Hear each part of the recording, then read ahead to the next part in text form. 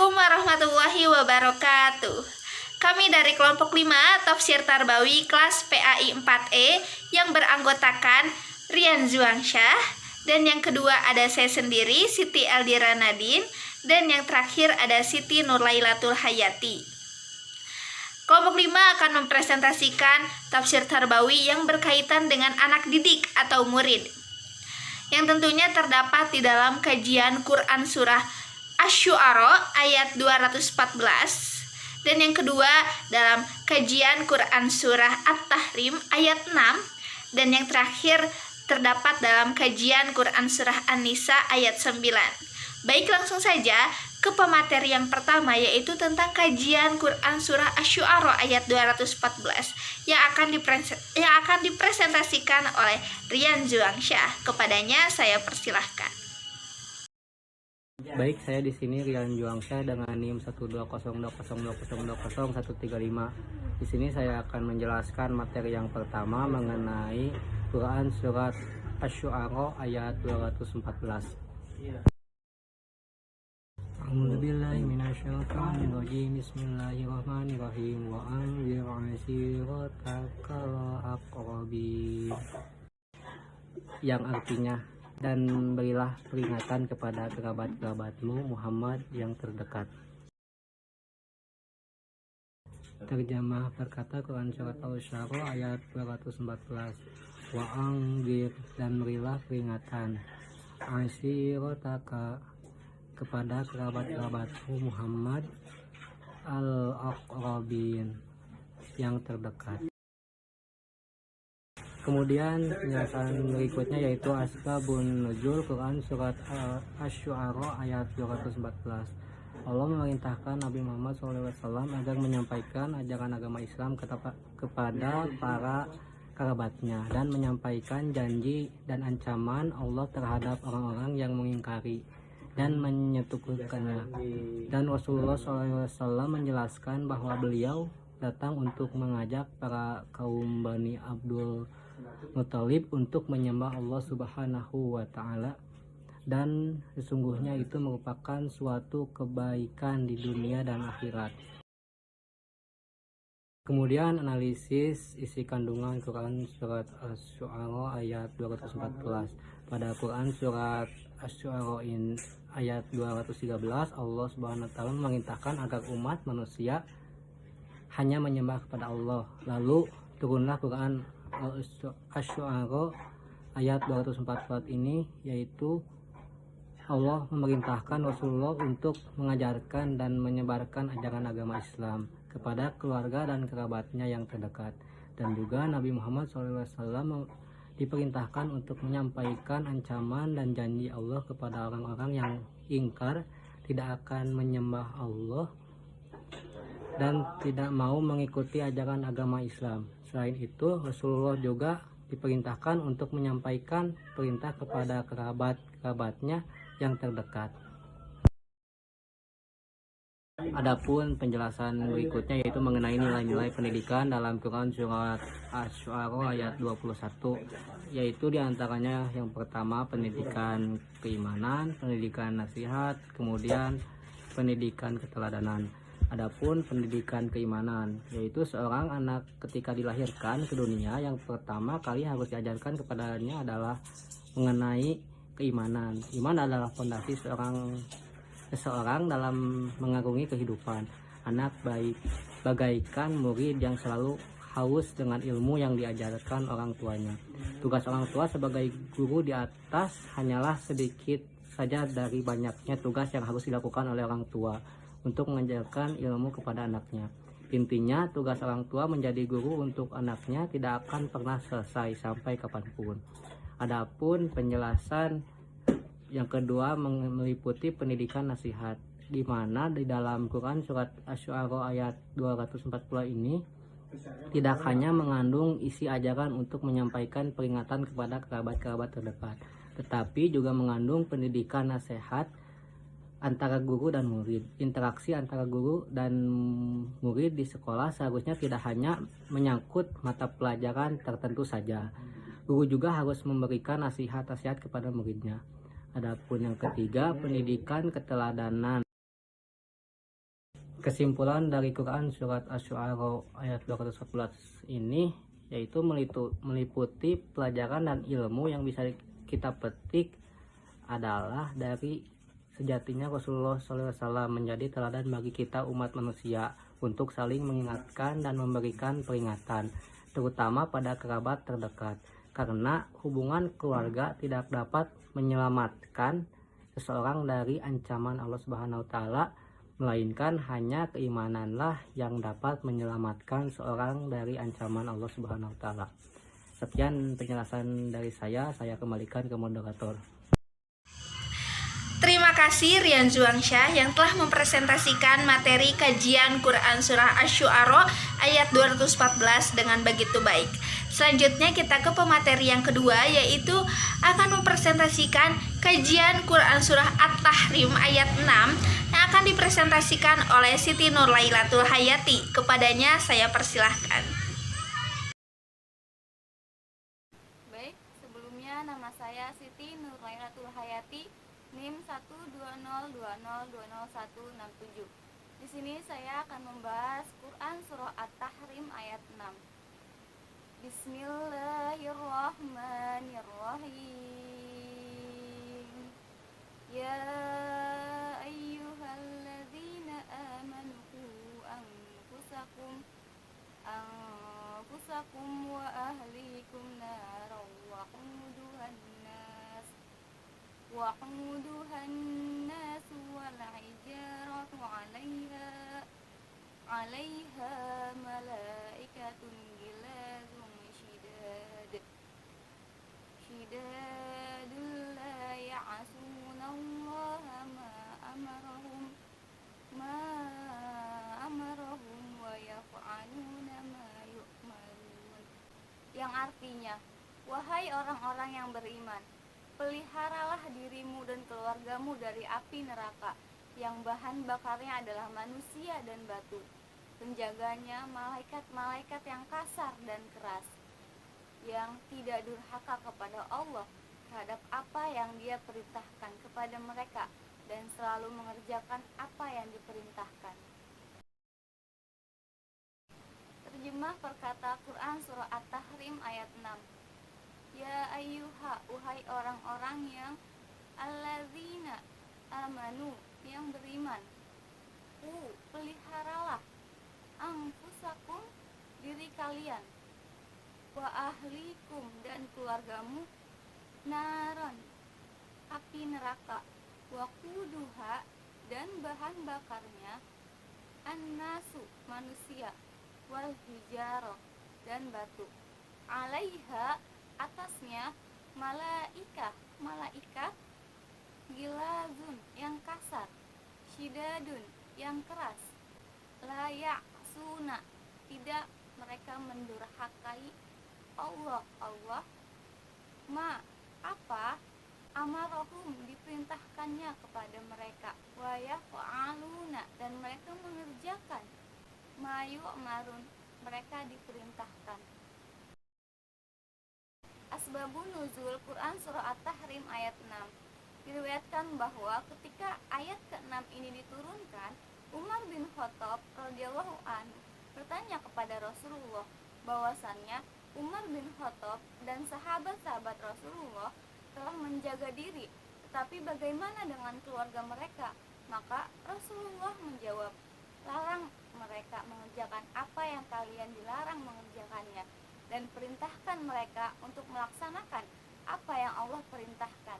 Karena itulah cara menyelamatkan diri dari api neraka, menjalankan perintahnya dan juga menjauhi larangannya. Karena neraka itu begitu menakutkan. Neraka dijaga oleh malaikat yang kasar dan keras, yang pemimpinnya berjumlah 19 malaikat, dan para malaikat diberikan kewenangan oleh Allah Subhanahu wa taala untuk mengadakan penyiksaan di dalam neraka. Tentunya para malaikat tersebut adalah para malaikat yang tidak mendurhakai Allah dan selalu menjalankan apa yang diperintahkannya dan menjauhi segala larangannya. Analisis isi kandungan. Yang pertama, nilai pendidikan nasihat. Ya ayyuhalladzina amanu qu anfusakum, wahai orang-orang yang beriman, kalian.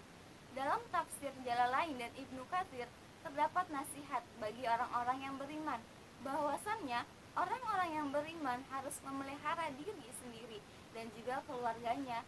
Dengan cara apa? Dengan cara mengarahkan keluarganya kepada jalan ketaatan kepada Allah Subhanahu wa taala. Karena Allah Maha Pengasih lagi Maha Penyayang, maka sudah tentu apa yang Ia perintahkan adalah suatu kebaikan dan akan mendatangkan kebermanfaatan. Maka sudah seharusnya kita sebagai orang yang beriman menjalankan apa yang diperintahkan oleh Allah Subhanahu wa taala. Yang kedua ada nilai pendidikan hukuman dan ganjaran. Nah, itulah pendidikan hukuman dan ganjaran dalam Quran surah At-Tahrim ayat 6 ini. Maka dari itu, orang tua dan guru harus bisa mengajarkan tentang ganjaran yang akan diperoleh ketika anaknya melakukan kesalahan. Begitupun seorang guru, ketika murid melakukan suatu hal yang buruk, maka berilah ia peringatan, karena ancaman Allah sangat keras bagi orang-orang yang melanggar apa yang telah dilarangnya. Berilah pemahaman kepada murid tentang siksa api neraka dan juga para malaikat yang keras dan kasar yang selalu menjaga pintu neraka. Yang ketiga ada nilai pendidikan keimanan. Dalam ayat ini terkandung ancaman pula bagi orang-orang mukmin supaya jangan murtad. Ayat ini merupakan ancaman pula bagi orang-orang munafik yang mengakui beriman padahal dalam hatinya masih kafir. Intinya, sebagai manusia harus bisa meniru para malaikat yang begitu beriman kepada Allah Subhanahu wa taala. Tetapi memang tidak dapat disamakan manusia dan juga malaikat karena malaikat tidak mempunyai hawa nafsu. Tetapi umat manusia bisa mengikuti para malaikat untuk tidak pernah durhaka kepada Allah dan juga selalu mengikuti perintah dan menjauhi larangannya. Simpulan, orang-orang yang beriman harus saling mengingatkan untuk saling menjaga diri dan memelihara diri sendiri dan keluarganya dari panasnya api neraka. Nah, orang tua juga bertanggung jawab dalam mendidik anaknya agar menjadi anak yang soleh dan soleha, dan agar bisa menjadi keluarga yang ideal yang menjadikan ridho Allah sebagai tujuan utama dalam kehidupan. Bersama-sama mencapai surga dengan keluarga tercinta dan memelihara diri dari panasnya api neraka yang dijaga oleh malaikat yang keras dan kasar. Terima kasih banyak Siti Nurlailatul Hayati yang telah mempresentasikan kajian Quran Surah At-Tahrim ayat 6. Sekarang kita ke kajian Quran Surah yang terakhir, yaitu kajian Quran Surah An-Nisa ayat 9 yang akan dipresentasikan oleh saya sendiri. Setelah tadi kita mendengar kajian-kajian Quran Surah Asy-Syu'ara ayat 214 dan juga kajian Quran Surah At-Tahrim ayat 6, selanjutnya kita akan beralih ke kajian Quran Surah yang terakhir, yaitu kajian Quran Surah An-Nisa ayat 9 yang akan dipresentasikan oleh saya. Pertama-tama saya akan membacakan ayat dan terjemah dari Quran Surah An-Nisa ayat 9. A'udzu billahi minasy syaithanir rajim. Bismillahirrahmanirrahim. Wal yakhshal ladzina law taraku min khalfihim zurriyatan di'afan khafu alaihim falayattaqullaha wal yaqulu qawlan sadida. Shadaqallahul azim. Yang artinya, dan hendaklah takut kepada Allah orang-orang yang sekiranya mereka meninggalkan keturunan yang lemah di belakang mereka, yang mereka khawatir terhadap kesejahteraannya. Oleh sebab itu, hendaklah mereka bertakwa kepada Allah dan hendaklah mereka berbicara dengan tutur kata yang benar. Seperti itulah ayat dan terjemah dari Quran Surah An-Nisa ayat 9. Selanjutnya saya akan menjelaskan tentang asbabun nuzul dari Quran Surah An-Nisa ayat 9.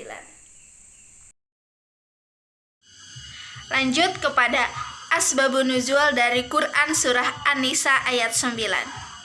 Quran Surah An-Nisa ayat 9 ini diturunkan berkenaan dengan kejadian ketika Sa'ad bin Abi Waqqas sedang sakit. Beliau ketika itu sedang sakit keras. Lalu Rasulullah SAW menjenguk Sa'ad bin Abi Waqqas. Lalu Sa'ad bin Abi Waqqas bertanya kepada Rasulullah SAW, "Wahai Rasulullah, bagaimana dengan hartaku ini? Aku hanya memiliki seorang putri yang akan menjadi ahli waris.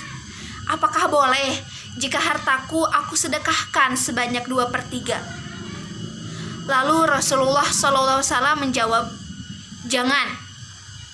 Tetapi Sa'ad bin Abi Waqqas bertanya kembali kepada Rasulullah SAW, "Wahai Rasulullah, bagaimana jika aku sedekahkan sebanyak separuhnya dari hartaku?"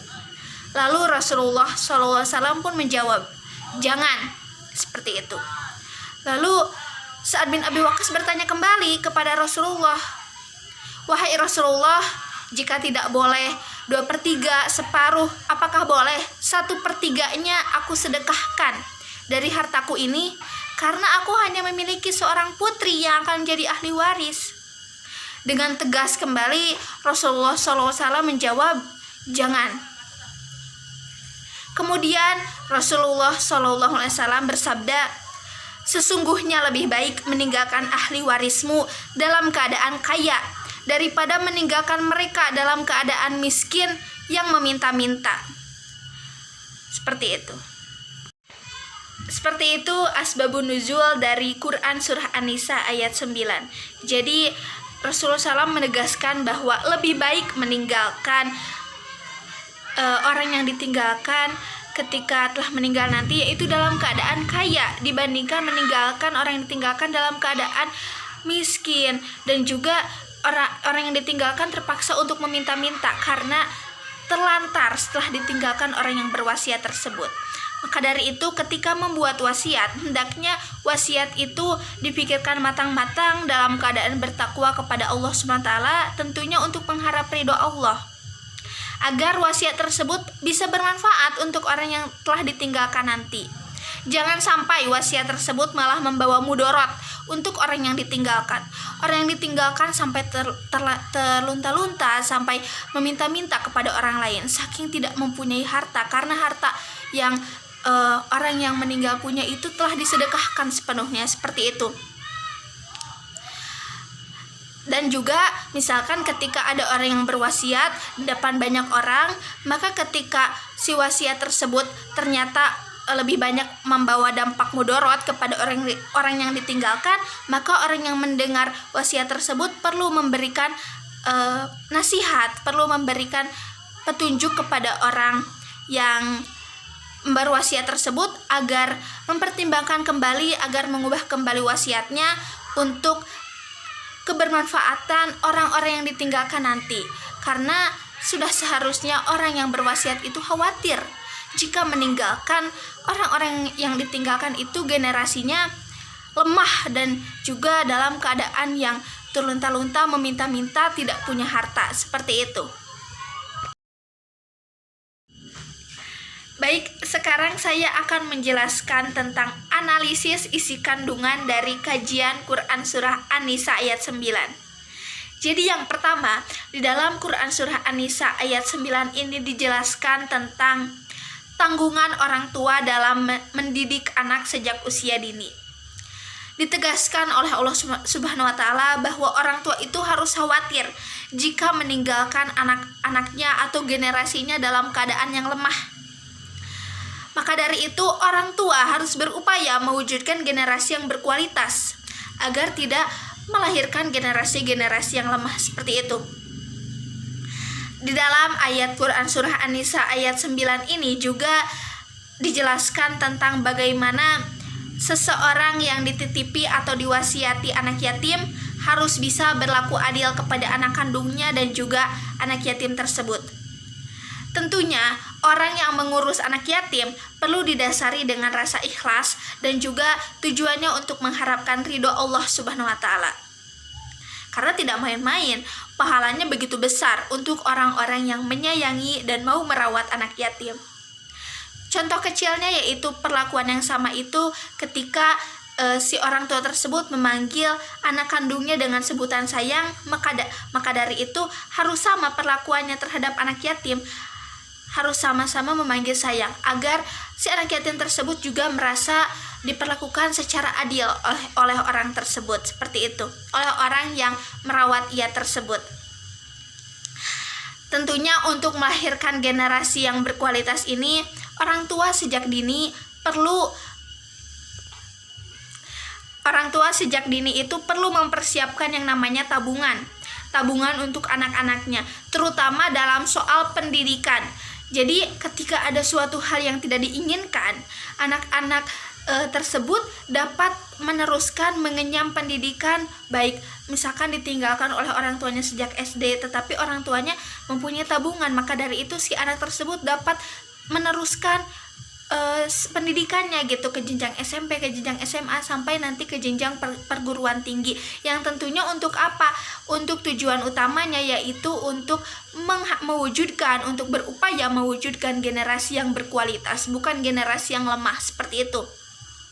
Nah, jadi dalam Quran Surah An-Nisa ayat 9 ini, tanggungan orang tua untuk mendidik anak sejak dini ini ditegaskan dalam potongan ayat zuriyatan di'afan, yang artinya anak-anak dalam, maka dari itu si anak tersebut dapat meneruskan pendidikannya gitu ke jenjang SMP, ke jenjang SMA, sampai nanti ke jenjang perguruan tinggi, yang tentunya untuk apa? Untuk tujuan utamanya yaitu untuk berupaya mewujudkan generasi yang berkualitas, bukan generasi yang lemah, seperti itu. Nah, jadi dalam Quran Surah An-Nisa ayat 9 ini, tanggungan orang tua untuk mendidik anak sejak dini ini ditegaskan dalam potongan ayat zuriyatan di'afan, yang artinya anak-anak dalam keadaan yang lemah. Orang tua itu tidak boleh, bahkan tidak seharusnya gitu, melahirkan anak-anak atau generasi yang lemah.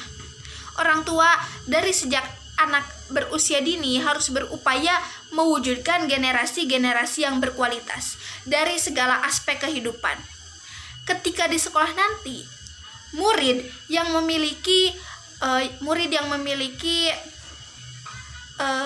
fondasi yaitu pendidikan dari kedua orang tuanya. Ketika sejak dini telah diajarkan pendidikan akhlak, pendidikan berbagai pendidikan gitu dari orang tuanya, akan berbeda dengan seorang anak yang tidak mendapatkan hal tersebut. Nah, oleh karena itu seorang anak yang memiliki orang tua ini jangan sampai penderitaannya pun sama dengan anak yatim. Pada saat ini banyak sekali seorang anak yang mempunyai orang tua tetapi sampai merasa tidak memiliki orang tua karena orang tuanya yang begitu sibuk dengan pekerjaannya, sampai si anak ini merasa hidup sendiri dan tidak mendapatkan pendidikan yang seharusnya ia dapatkan dari kedua orang. Kedua, nilai-nilai pendidikan yang terdapat dalam Quran Surah An-Nisa ayat 9 ini yaitu tentang tanggung jawab orang tua dalam mendidik anak usia dini, membekali anak dengan akidah. Akidah itu merupakan pondasi kehidupan. Dalam kehidupan ini yaitu yang terdapat dalam potongan Quran Surah An-Nisa ayat 9 yaitu falyattaqullah, atau maka bertakwalah kepada Allah. Ada dua hal pokok akidah yang harus diajarkan kepada anak-anak, yaitu yang pertama adalah tauhid rububiyah. Tauhid dalam konteks ini lebih mengarah pada mengenalkan pemahaman bahwa Allah yang menciptakan semua makhluk dan Allah juga sebagai tempat bergantung memohon pertolongan. Iyyaka na'budu wa iyyaka nasta'in. Hanya kepada Allah kami menyembah dan hanya kepada Allah kami memohon pertolongan. Maka dari itu anak harus diajarkan sejak usia dini bahwa hanya kepada Allah lah tempat kita bergantung, tempat kita memohon pertolongan. Ketika kita sedang kesusahan, maka memohonlah pertolongan kepada Allah Subhanahu wa taala, karena hanya Allah lah sebaik-baik penolong. Lalu yang kedua ada tauhid uluhiyah. Tauhid dalam konteks ini adalah meyakini bahwa Allah adalah satu-satunya yang wajib disembah. Pemahaman akidah tentang kedua ketauhidan ini harus diajarkan kepada anak sejak usia dini, agar anak faham bahwa hanya Allah lah yang harus disembah, yang wajib disembah dalam kehidupan ini, dan agar anak menjadikan tujuan hidupnya yaitu untuk mengharapkan ridho Allah Subhanahu wa taala. Ketiga, analisis isi kandungan dari kajian Quran Surah An-Nisa ayat 9 ini yaitu tentang nilai-nilai pendidikan, yaitu tanggung jawab orang tua dalam mendidik anak usia dini, yaitu dengan akhlak yang baik. Sebagaimana terdapat dalam potongan Quran Surah An-Nisa ayat 9, yaitu dan hendaklah mereka mengucapkan perkataan yang benar. Menerapkan pendidikan akhlak dalam kehidupan sehari-hari sangat penting, terutama bagi orang tua sebagai pendidik. Orang tua itu harus bisa menjadi sosok teladan bagi anak-anaknya, karena setiap hari anak-anak melihat, mendengar, dan juga meniru perbuatan dari orang tua mereka.